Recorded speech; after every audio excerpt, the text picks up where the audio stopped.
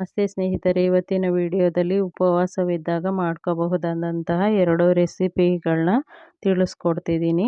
ಮೊದಲಿಗೆ ನಾನಿಲ್ಲಿ ಮೊಸರು ಅವಲಕ್ಕಿಗೆ 2 ಬೌಲಷ್ಟು ಅವಲಕ್ಕಿನ ತಗೊಂಡು ಚೆನ್ನಾಗಿ ತೊಳೆದು 2 ಸಾರಿ 2-3 ಸಾರಿ ನೀರನ್ನ ಚೆಲ್ಲಿ ಸ್ವಲ್ಪ ನೀರನ್ನ ಇಟ್ಟು ನೆನೆಯೋದಕ್ಕೆ ಬಿಡ್ತೀನಿ. ಆನಂತರ ಇನ್ನೊಂದು ದೊಡ್ಡ ಬೌಲ್ಗೆ ಒಂದು 3 ಬೌಲಷ್ಟು ಅವಲಕ್ಕಿನ ಹಾಕ್ಕೊಂಡು, ಗಟ್ಟಿ ಅವಲಕ್ಕಿ ಇದನ್ನು ಹಾಕ್ಕೊಂಡು ತೊಳೆದು ಇದನ್ನು ನೀರನ್ನ ಚೆಲ್ಲಿ ಸ್ವಲ್ಪ ನೀರಿಟ್ಟು ನೆನೆಯಕ್ಕೆ ಬಿಡ್ತೀನಿ. ಆನಂತರ ಮಿಕ್ಸಿ ಜಾರ್ಗೆ ಸ್ವಲ್ಪ ಕರಿಬೇವು ಸೊಪ್ಪು, 1 ಇಂಚಷ್ಟು ಶುಂಠಿ, ಒಂದು 6 ಬ್ಯಾಡಗಿ ಮೆಣಸಿನ್ಕಾಯಿ, ಹಾಗೆಯೇ ಒಂದು 4 ಗುಂಟೂರು ಒಣಮೆಣಸಿನ್ಕಾಯಿ, 1.5 ಸ್ಪೂನಷ್ಟು ಸಾಸಿವೆನ ಸೇರಿಸ್ಕೊಳ್ತೀನಿ. ಹಾಗೆ ಇವನ್ನೆಲ್ಲನೂ ಹಸಿದಾಗೇ ರುಬ್ಕೊಳ್ತೀನಿ. ಇವಾಗ ಸ್ವಲ್ಪ ತೆಂಗಿನ ತುರಿನ ಸೇರಿಸ್ಕೊಳ್ತೀನಿ. ಸೇರಿಸ್ಕೊಂಡು ಮೊದಲಿಗೆ ಇದನ್ನು ಮಿಕ್ಸಿ ಮಾಡ್ಕೊಳ್ತೀನಿ, ಸ್ವಲ್ಪ ರುಬ್ಕೊಳ್ತೀನಿ.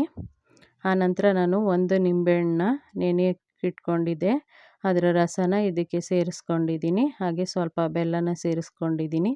ಇವಾಗಲೇ ನಾನು ಕಲ್ಲುಪ್ಪನ್ನ ಇದಕ್ಕೆ ಸೇರಿಸ್ಕೊಂಡು ರುಬ್ಕೊಂಡಿದ್ದೀನಿ.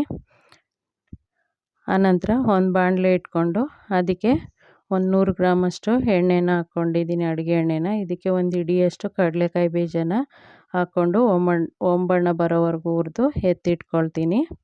ಇದು ಮಸಾಲೆನಲ್ಲಿ ಬೆಂದರೆ ಮೆತ್ತಗಾಗುತ್ತೆ ಅನ್ನೋದಕ್ಕೋಸ್ಕರ ಕಡಲೆಕಾಯಿ ಬೀಜನ ಹುರಿದು ಎತ್ತಿಟ್ಕೊಂಡಿದ್ದೀನಿ. ಇವಾಗ ಅದೇ ಎಣ್ಣೆಗೆ ಸಾಸಿವೆ ಜೀರಿಗೆನ ಹಾಕ್ಕೊಂಡಿದ್ದೀನಿ. ಆನಂತರ ಕರಿಬೇವು ಸೊಪ್ಪು, ಹಾಗೆಯೇ 1-2 ಬ್ಯಾಡಗಿ ಮೆಣಸಿನ್ಕಾಯಿ ಮುರಿದು ಸೇರಿಸಿದ್ದೀನಿ. 1 ಸ್ಪೂನಷ್ಟು ಕಡಲೆಬೇಳೆ, 1 ಸ್ಪೂನಷ್ಟು ಉದ್ದಿನಬೇಳೆನ ಸೇರಿಸ್ಕೊಂಡು, ಸ್ವಲ್ಪ ಅರಶಿನ ಪುಡಿನ ಸೇರಿಸ್ಕೊಂಡು, ಸ್ವಲ್ಪ ಒಗ್ಗರಣೆ ಬೆಂದ ನಂತರ ನಾನಿಲ್ಲಿ ರುಬ್ಕೊಂಡಿರೋಂತಹ ತೆಂಗಿನಕಾಯಿ, ಬ್ಯಾಡಗಿ ಮೆಣಸಿನ್ಕಾಯಿ, ಗುಂಟೂರು ಮೆಣಸಿನ್ಕಾಯಿ, ಸಾಸಿವೆ, ಹಾಗೆ ಶುಂಠಿ, ಕರಿಬೇವು ಸೊಪ್ಪು, ಹಾಗೆಯೇ ಬೆಲ್ಲ ಮತ್ತು ಹುಣಸೆಹಣ್ಣು, ಉಪ್ಪನ್ನು ಹಾಕ್ಕೊಂಡು ರುಬ್ಕೊಂಡಿರೋ ಮಸಾಲೆನ ಇದಕ್ಕೆ ಸೇರಿಸ್ಕೊಂಡಿದ್ದೀನಿ. ಆನಂತರ ಕೊತ್ತಂಬರಿ ಸೊಪ್ಪನ್ನ ಹಾಕ್ಕೊಂಡು ಇದು ಎಣ್ಣೆ ಬಿಡೋವರೆಗೂ ಬೇಯಿಸ್ಕೊಳ್ತೀನಿ. ಇದು ಗೊಜ್ಜು ಬೆಂದ ನಂತರ ಇದಕ್ಕೆ ನೆನೆಸಿಟ್ಟಿರೋಂತಹ ಅವಲಕ್ಕಿನ ಸೇರಿಸ್ಕೊಳ್ತೀನಿ. ಸೇರಿಸ್ಕೊಂಡು ಕಡಿಮೆ ಉರಿನಲ್ಲಿ ಒಂದು 5-6 ನಿಮಿಷ ತಟ್ಟೆನ ಮುಚ್ಚಿ ಬೇಯಿಸ್ಕೊಂಡ್ರೆ ಗೊಜ್ಜು ಅವಲಕ್ಕಿ ರೆಡಿಯಾಗುತ್ತೆ. ಈ ರೀತಿ ನೆನೆಸಿರೋಂಥ ಅವಲಕ್ಕಿನ ಹಾಕ್ಕೊಂಡಿದ್ದೀನಿ. ಇವಾಗ ಮಿಕ್ಸ್ ಮಾಡ್ಕೊಳ್ತೀನಿ. ಮಿಕ್ಸ್ ಮಾಡ್ಕೊಂಡ ನಂತರ ಕೊನೆಯಲ್ಲಿ ಕಡಲೆಕಾಯಿ ಬೀಜನ ಹಾಕ್ಕೊಳ್ತೀನಿ. ಈ ರೀತಿ ನೀಟಾಗಿ ಮಿಕ್ಸ್ ಮಾಡಿಕೊಂಡು ಕಡಿಮೆ ಉರಿನಲ್ಲಿ ಕಡಲೆಕಾಯಿ ಬೀಜನ ಸೇರಿಸಿದ ನಂತರ ಒಂದು 5-6 ನಿಮಿಷ ಸಣ್ಣ ಉರಿನಲ್ಲಿ ಬೇಯಿಸ್ಕೊಂಡ್ರೆ ಗೊಜ್ಜು ಅವಲಕ್ಕಿ ರೆಡಿಯಾಗುತ್ತೆ. ಇವಾಗ ಕಡಲೆಕಾಯಿ ಬೀಜನ ಸೇರಿಸ್ಕೊಳ್ತೀನಿ. ನೀವು ಬೇಕಿದ್ದರೆ ಗೋಡಂಬಿನೂ ಕಡಲೆಕಾಯಿ ಬೀಜದ ರೀತಿಯೇ ಹುರಿದು ಇವಾಗ ಸೇರಿಸ್ಕೋಬೋದು. ಇವಾಗ ಗೊಜ್ಜು ಅವಲಕ್ಕಿ ರೆಡಿ ಆಯಿತು.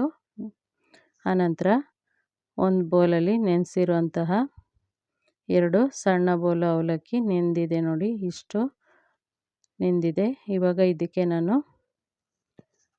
ಮೊಸರು ಮತ್ತು ಹಾಲನ್ನ ಸೇರಿಸ್ಕೊಳ್ತೀನಿ.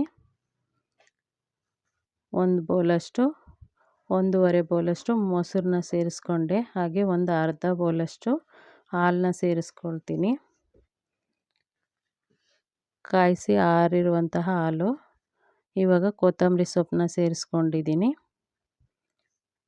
ರುಚಿಗೆ ತಕ್ಕಷ್ಟು ಪುಡಿ ಉಪ್ಪನ್ನ ಹಾಕ್ಬಿಟ್ಟು ಚೆನ್ನಾಗಿ ಮಿಕ್ಸ್ ಮಾಡಿ ಎತ್ತಿಡ್ತೀನಿ. ಇವಾಗ ರುಚಿಗೆ ತಕ್ಕಷ್ಟು ಪುಡಿ ಉಪ್ಪನ್ನ ಸೇರಿಸ್ಕೊಂಡಿದ್ದೀನಿ. ಇವಾಗ ಚೆನ್ನಾಗಿ ಮಿಕ್ಸ್ ಮಾಡ್ಕೊಳ್ತೀನಿ. ಆನಂತರ ಇದಕ್ಕೆ ಒಗ್ಗರಣೆನ ಕೊಟ್ಕೊಳ್ತೀನಿ. ಒಗ್ಗರಣೆ ತಣ್ಣಗಾದ ನಂತರನೇ ಈ ಮೊಸರು ಅವಲಕ್ಕಿಗೆ ಸೇರಿಸ್ಕೋಬೇಕು. ಈ ರೀತಿ ಮಿಕ್ಸ್ ಮಾಡಿದ ನಂತರ ನಾನು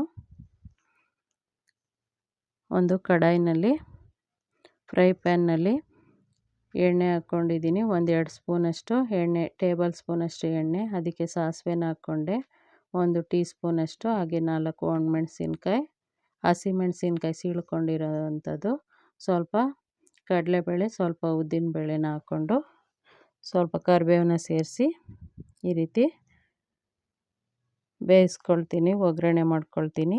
ಮಾಡ್ಕೊಂಡಿದ ನಂತರ ಇದು ತಣ್ಣಗಾದ ಮೇಲೆ ನಾನು ಮೊಸರು ಅವಲಕ್ಕಿಗೆ ಸೇರಿಸ್ಕೊಳ್ತೀನಿ.